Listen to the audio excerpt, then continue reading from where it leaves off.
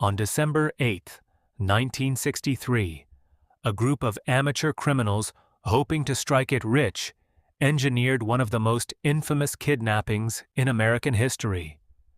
For several weeks, two 23-year-old former high school classmates from Los Angeles, Barry Keenan and Joe Amsler, had been following a 19-year-old singer from city to city, waiting to make their move.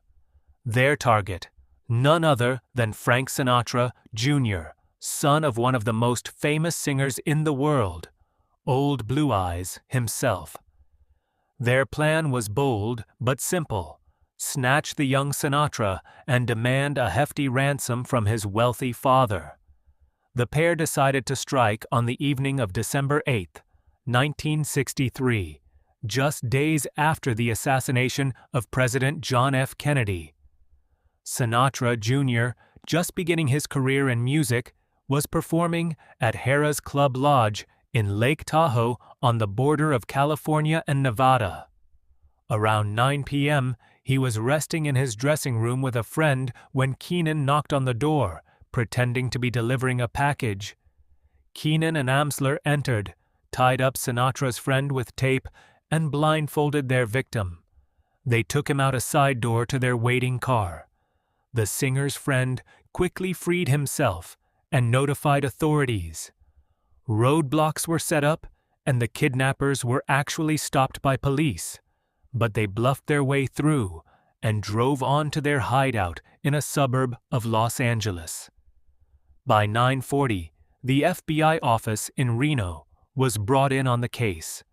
Agents met with young Sinatra's father in Reno and his mother in Bel Air, California. The motive was presumed to be money.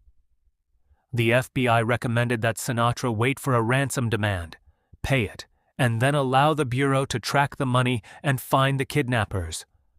The following evening, Keenan called a third conspirator, John Irwin, who was to be the ransom contact.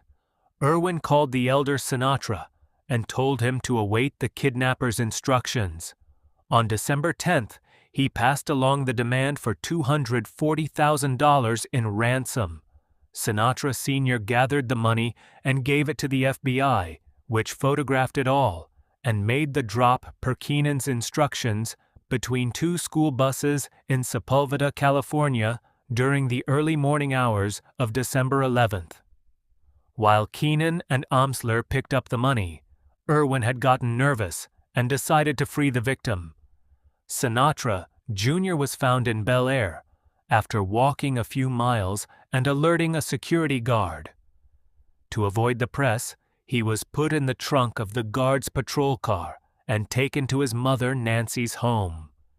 Young Sinatra described what he knew to FBI agents, but he had barely seen two of the kidnappers and only heard the voice of the third conspirator.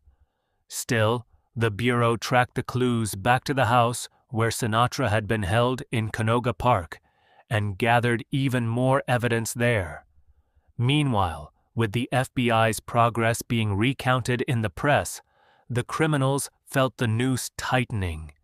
Irwin broke first, spilling the beans to his brother, who called the FBI office in San Diego.